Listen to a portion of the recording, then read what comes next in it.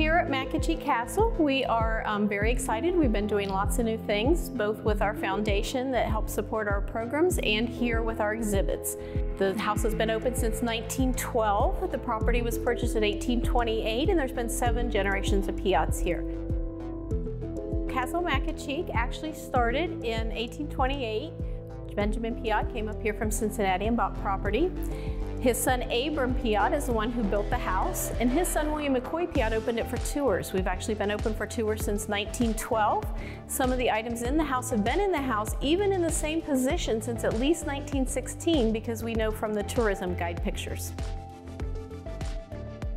We are sitting on the 2nd floor of Piatt Castle McAchee, a name that the building now carries because it has been open to the public under that name since 1912. Initially, it was probably just called home because that's what it was. The first generation of the family to live here never even saw this building. They lived in another house. Their son, Abram, who was their youngest son, lived in a second house on the property and then built this home in the second part of his life. It was his son who then opened it for tours.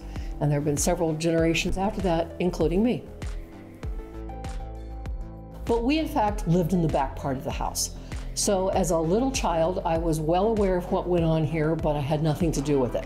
And in fact, we weren't supposed to be out here. But every now and then, my brother and I would sneak out to these places and play in them. And occasionally, my father would talk me into sitting on a rock and handing brochures to people when they went out the door. So it was definitely a family business at that point, open 7 days a week, 12 months of the year. And yet, we had our private part in the back. So when people come into the building, I always suggest there's 3 things they look at. The outside is made of limestone. It came from a quarry right off the father's farm. The inside has magnificent wood. That was one of the things that I had remembered from when I had toured younger before I was hired here. And there were trees right here on the farm. And then the 3rd thing I tell people to look at is our ceilings, because our ceilings were painted by a European artist named Oliver Frey. And so they're very beautiful, and it is the original artwork. We're very proud of that. What we really try to do with the public is to help them think about what does home mean to them. Is there a place you will always call home?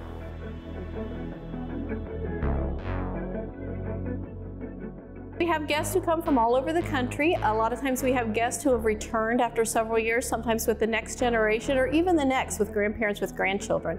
One of the things we do here, we not only have information about Piatt Castle, but we have information to connect it to your own family and boards that even prompt questions. And for multi-generations, that's a really cool feature. One of the reasons I think that it's so important to keep it open is we as a people, as a country, need to know our history. And even though it is a Piatt family history, it's like a snapshot of American history because they show multiple generations here, especially up in the military room.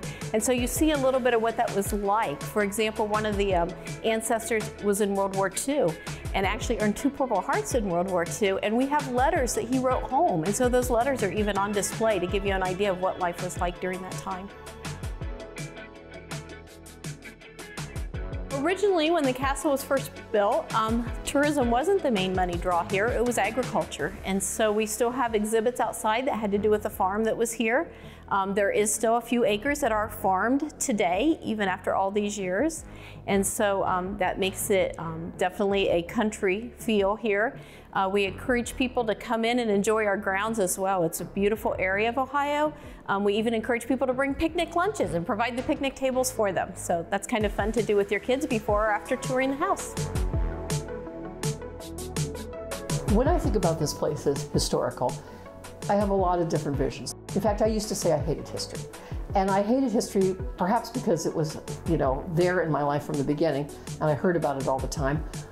And it took me a long time to understand that those names are people, and they lived at different times. And if you can start to learn about what their lives were like and compare it to your own and think about the date that you're living, you can start to put it together into sort of a wonderful jigsaw. So McAchee is a great short trip for you and your family. You can come out, have a picnic on the lawn, you can come in and see the house, ask questions, learn about history. But most of all, you can connect that to your own family history and use it as a jumping point to tell your grandkids about what it was like when you were in that era of time.